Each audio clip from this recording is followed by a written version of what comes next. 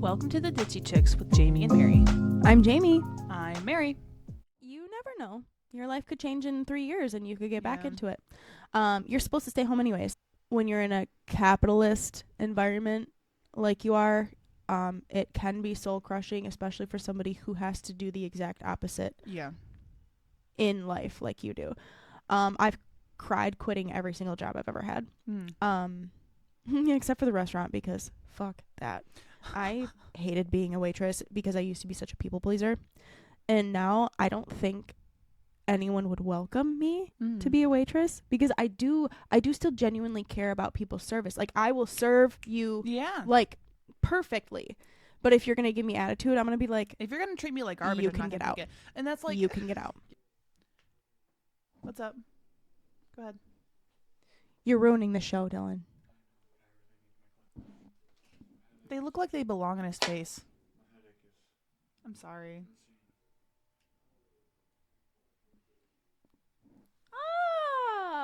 Doesn't he kind of look like Mom with the glasses on? I noticed that yesterday. Like, I was like, why does he look so familiar? I mean, well, like, besides looking like himself, I'm like, he looks like Mom. I don't understand why we went this long just assuming both Mom's kids had perfect eyesight.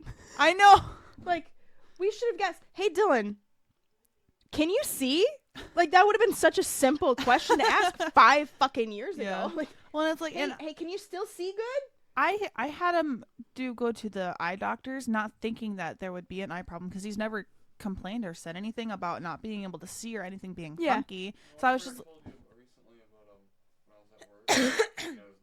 That's what it feels like. He had me put his glasses on last night, and you know, my prescription is so slight. Yeah. Because it's not a big difference for my eyes. I put on his, and I'm like, I can't see out of your glasses. His prescription's stronger than I thought it would be. And I just had him go to the eye doctor as a precaution just to make sure. And they're like, yeah, you need glasses. And we're like, oh, imagine that. Oh. Your lenses aren't that thick. They're not as thick as Mom's.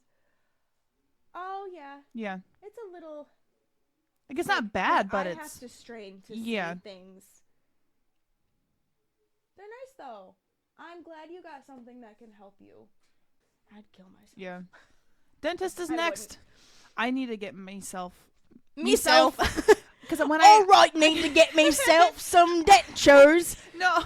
I need someone teeth me does. Because I picked up his glasses on my way home yesterday, and I talked to them about getting me some new. I talked to them about getting me some new frames, because these frames are a little flimsy, and I was like, I got a 1-year-old at home that now recognizes that these are Mama's glasses. So if they're not on my face, she goes for them to give them back to me, but she obviously doesn't know her strength, and she doesn't know that these are delicate. So I talked to them about getting new frames, and they're like, well, we would have to make sure that your prescription hasn't changed, because it's been like a year and a half since I last had an appointment. I didn't think I needed one because I haven't noticed a difference. Yeah. But also, like I said, my prescription is so slight that I probably won't notice a difference. Yeah.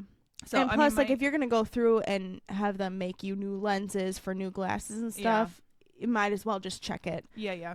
So I need to get an appointment for that. But I just found out that where we go is out of my insurance network anyways.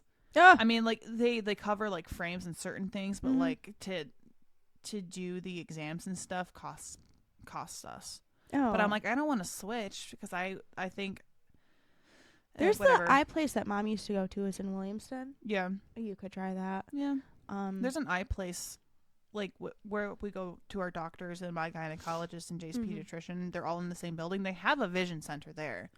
I'm just too lazy to switch, because we currently go to the Walmart Vision Center. Because they have a great selection there. Yeah, they're great there. It's just out of my care, and it's not like we go there frequently. Yeah, so I don't mind paying the little extra for it. I don't care that much, but whatever. I don't like. Hiya, dude. My husband like has some weird ass thing with hitting shit with his forehead. I don't know if it's like a previous, I think it's a previous like Aries South Node thing. Oh. Because that's big Aries energy, and I would know because my daughter has her Aries and Mars. Yeah. Which has been fun for us. Imagine having a husband who, for the first 25 years of his life, is coming out of his Aries South Node and then also has a Capricorn rising.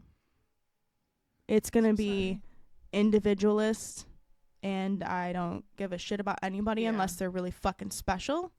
And I'm going to hit objects with my forehead. And you know what's so crazy is my son is a Capricorn rising and an Aries sun. He's literally going to be just like his dad. Yeah. Aww. Anyways. He looks like Poppy. I know.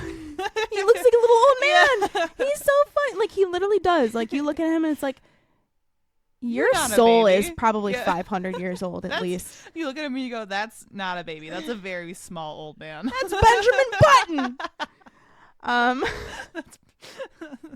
Oh, real quick. Did you see that text that I sent you about how my part of fortune is in Leo in the 9th house? Yes. And about how I responded to it. Maybe I didn't. Oh, I can't remember if you responded to it, but it just got me thinking, oh, yeah, 9th house is your in-laws. Oh. So if my part of fortune is there, then my in-laws help me get to my thing. And I was like, Mary.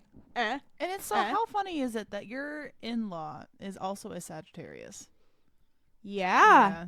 Mm-hmm. We have so many connections. It's fucking weird. I'm pretty sure birth charts being completely different and us being two completely different people, these small, slight connections we find in our birth charts to each other is insane. I feel like if we did a synastry reading of our birth charts, there might be more connections in our chart than like yours and Dylan. Honestly, yeah. Probably. But but Dylan and I also have very different birth charts, but you can see where they connect. And you can see where it helps us be better people for each other too. Like his Mercury is in Scorpio and his Mars is in Capricorn, and then my Mercury is Sagittarius and my Mars is Libra. His Mars is in Capricorn? Yes. Okay. Yep. Where it's like we have very contrasting birth charts, me and him, but it works because I help him to be more communicative and he helps me to choose my battles. Because before him, every battle was my battle. I fought every battle. Yeah. Whereas now I'm like, I don't need to do this right now. And I mean, having my kid helps because I'm like, I don't have the energy to deal with this right now. Yeah. Or I don't have the energy to deal with this at all. It's not my problem. But like he's helped me calm down a little bit. Yeah. And I've kind of fed his fire. His fire needed to be fed, I feel like. You do, especially when you have like an Aries moon like we do. You need to let that out. Yep. You absolutely have to. It will kill you inside to not let it out. And I acknowledged that too late. And I still have built up like anger from years ago that I was not allowed to let out.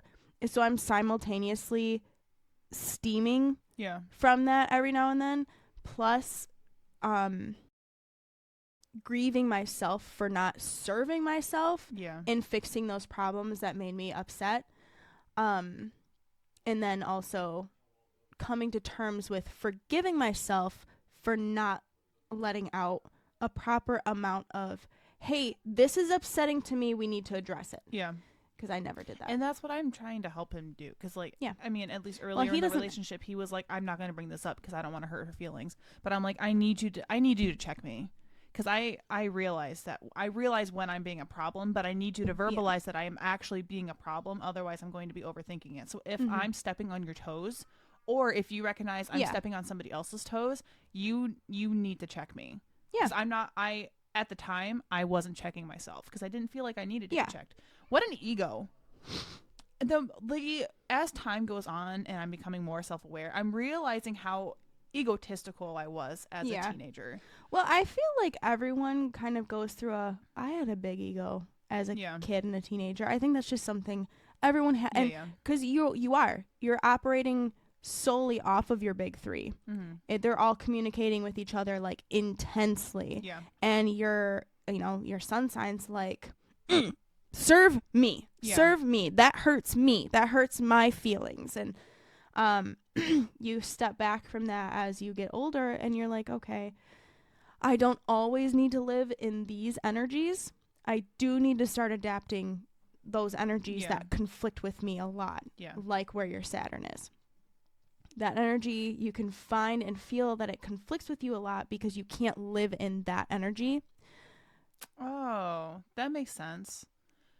My Saturn's in Taurus, and I don't really, I mean, at least when I was things you younger, were never attached to things. You got rid of things, you lost things, and your Saturn's in Taurus. You have to learn I also don't really get along with Tauruses that well.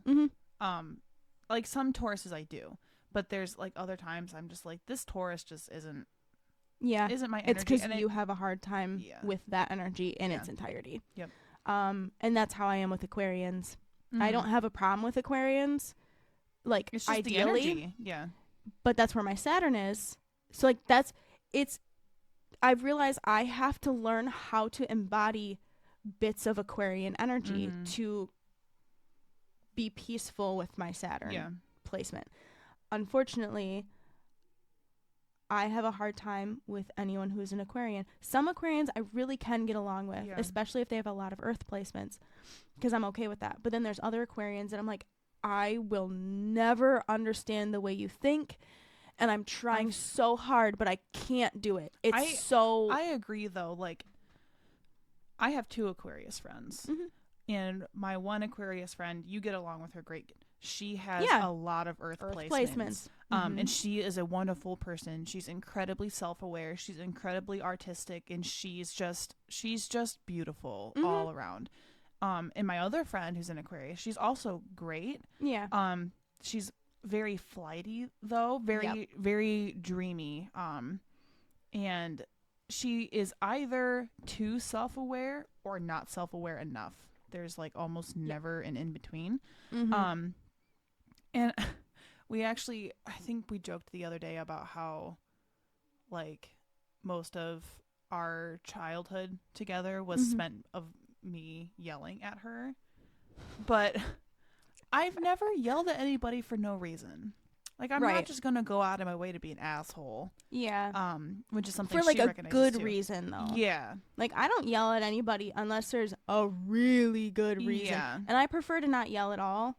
But like, I mean, most of the time when I'm yelling, it's like of urgency, like, hey, don't go in the road, well, and it's like, or something like that. But the problem with me though is that when people perceive me yelling, I don't think I'm yelling, because I'm not yelling. I'm just, it's because my words come out more aggressive than I mean them to. Yeah. So when I'm just being stern and direct, people are like, why are you being mean? And I'm like, I don't mean to be mean. I'm just saying it how it is. Yeah. But a lot of people can't take that. Wow, that was really bitchy. Oh well. No, I get it though. My Mars is in Taurus.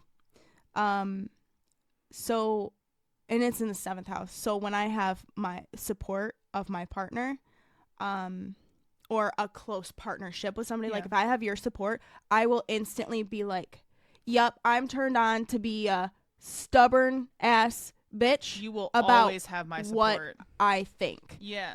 And because of my Virgo or Jupiter and Virgo in my 10th house, I'm fucking right. Well, and it's like, and that's the thing, like, I'm very much so like a speak your mind and speak it now type of person. Like, get it off your chest as soon as you can. Like, when it comes to your head, get it out. Yeah. That's just the type of person I am. So you will always have my support doing that. I'll be like, it's like, it's that audio clip from Scream Queens where she goes, and there's a door, and the other girl goes, there's a door, bitch. Yeah. That's me. I love that. I'm such a supporter when it comes to like confrontations and stuff. I'm always like, yeah, get into it. Always trying to find. See, and that's the thing. I need that. Yeah. Here's why. And here's a lesson for anyone dabbling in astrology too. Just learn from me, okay? Learn from me. So I talk about how my Saturn's in Aquarius. A lot of people know that already because we talk about that a lot. So my Saturn's in Aquarius in my 3rd house. So when I say I've got technology issues, it doesn't work for me. You've had to deal with technology not working for me because you've had to take up editing our shit. Yeah. And I don't like that you have to do that. But literally, it fucking happens to me all the time. I've had to send in like legal papers before for like over the internet, like on stuff. Didn't go through. And then I got punished because the shit wouldn't go through. Yeah. It's been awful. Absolutely awful. So like ordering birth certificates for my kids. Good luck. Just shit like that. Anything done on any websites, especially right now, the last 3 years, which was absolutely awful because during COVID, when everyone had to work online, guess who fucking had problems? Yeah. The people who had their Saturn in 3rd house of communication and technology. Oh! Take your time. Breathe. Communication issues. There you go. Right? So my entire life, I've had communication issues. I've not spoken up for myself. I've not spoken my mind to people. I've not argued with people unless I've been so put to the point where I'm an animal backed in a corner and I have no choice. So I'm learning to speak up for myself when I should. I'm learning to speak more fluently and eloquently. And I really do want to speak more languages, as my sun in 9th house wants me to, but my Saturn in 3rd house is saying fuck you because we're opposing. We're opposing. And then my Venus also opposing Saturn. My Venus, what got me into a relationship I shouldn't have been in with an Aquarius. Oh, okay. There's the karma for you, but so I have communication issues. Yeah. And because I'm still in my Saturn shadow period, even though Saturn has progressed into Pisces, and we can talk about that at a different time because that's where my husband's Saturn is. So me and my husband collectively have a 7-year span of issues. Yeah. Once we get over that, though, we'll be fine. And we're halfway through. Yeah. But it's, it's getting over the hump. Mine are lessening and his are increasing. Yeah. So, and that's hard because his Saturn is in his 2nd house. Of money. And I'm like, oh my God, I just want to not be poor for a change. Yeah. Another reason why I supported Dylan through his video editing stuff and his YouTube stuff was because his North Node is in Leo. Yeah. And I'm like, he needs to be in the spotlight. You need to be in a performative place. Yeah. Not me. And I felt bad because I'm like, I feel like I'm living your Leo North Node when my North Node is Cancer. Like, you're supposed to be the one doing all of this stuff that I'm currently doing. Yeah. Which is why I'm like, okay, you do it. I'll support you. I'll be a part of it. You just tell me what you need from me. Look, like when I look at my birth chart, I'm like, I really do love my birth chart because it's made me such an incredibly patient and tolerant person. And obviously there's things I can work on. Yeah. Like my Sagittarius Mercury, she needs to cool it a little bit. She needs to learn her place and figure out when and when not she needs to be. Yeah. And it's like, that's the one thing where I say, like, it's usually not what I'm saying. It's how I'm saying it because it's coming out unfiltered. Like how I'm saying it is how I'm saying it in my head. So my Sagittarius Mercury does need to like tone it down a little bit, but everything else I'm like, I love it here. This is great for me. And I love analyzing my birth charts and how I interact with other people. I love looking at other people's birth charts it and makes seeing how they you interact love with yourself other people. more, doesn't it? And it's like and it's helped me become more in tune with me, with your own actions and feelings and the way you think. I can step back and say like, okay, how can I handle, and especially if I know the other person's birth chart, it helps me realize how they need to be communicated to. Yeah. And that then I can kind of cater to them a little bit more. And that helps communication a lot too. I'm a huge communication person. Well, Sagittarius Mercury. Yeah. It's the biggest communication there is. I find it so funny, the placements that I have. Like, I think 3 of my placements are in the opposite zodiac sign. Mm-hmm. Like my Sagittarius Mercury Mm-hmm. and my Jupiter Gemini and my Libra Mars. Mm-hmm. Yeah. I'm just like, and then it's like a counterweight. Yeah, but then my Cancer placement, where she's supposed to be, mm-hmm. in the 12th house, she kind of just makes everything a little bit better. I love that my only 2 Cancer placements, my only 2 water placements are mm-hmm. both in my 12th house. Yeah. Which comforts me, especially like when I was a kid going through like all of my intuition things mm-hmm. and seeing ghosts and stuff, like those kinds of things. I'm like, that explains a lot of it. And mm-hmm. it makes me feel better, and then it helps me tune into things. Yeah. Yeah. Anyways, this isn't what I wanted to talk about. Oh my god. None of this Let me is what talk we about myself for a planned. minute. Let me talk about myself. Listen to me speak. You have to know what's going on in my head all the time. With your Leo rising. I can't. Look at me. Dude, honestly, my Leo rising and then my Aquarius stellium ruins me sometimes. The God complex within me. And that is why I'm convinced. That is why I have such high standards for the people around me. Mm-hmm.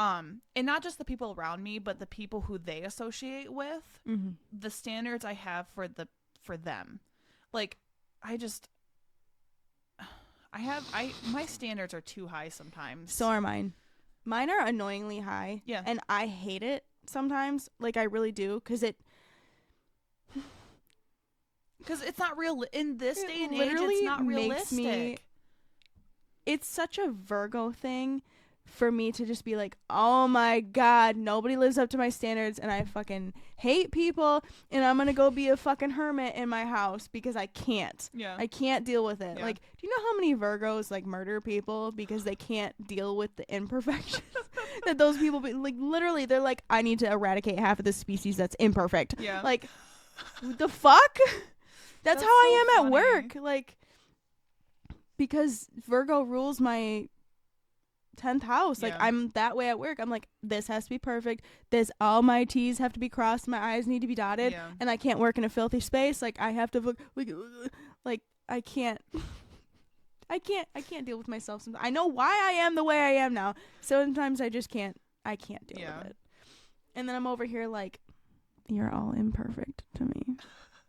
See, for me, but I'm also imperfect, and I know I'm imperfect, but like, you should strive equally as much as me to be perfect. It's not like an imperfection thing for me. I don't think it's more so of like what is it? It's just like little things. Like, I'm nitpicky.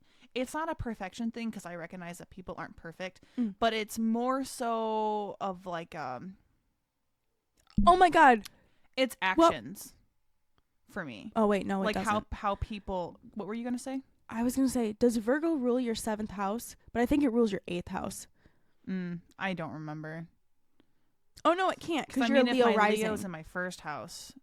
Virgo would be my 2nd house. Yep. Okay. Yeah. I'm trying to figure that out. Sorry. I knew, well, because like you and me have Earth placements in our Earth sign or Earth houses. We have Earth signs in our Earth houses, but they're spun. So like, your Virgo is in your 2nd house, which is the Taurus house. My Virgo is in the 10th house, which is Capricorn house. And then, which means it's your 6th house. That's what it is. Your 6th house is Capricorn, isn't it? Beats me. I can't visualize it. Leo is in your fuck. Virgo is your 2nd house, going all the way over to 6th house, which is the house of Virgo and work. That would be where Capricorn is. Okay. And then going up to your 10th house, that is where Taurus is. Yes, I know Taurus isn't Taurus. Taurus is in my 10th house. Yeah. Yeah. Okay. Sorry, I'm just like trying to paint the picture in my head.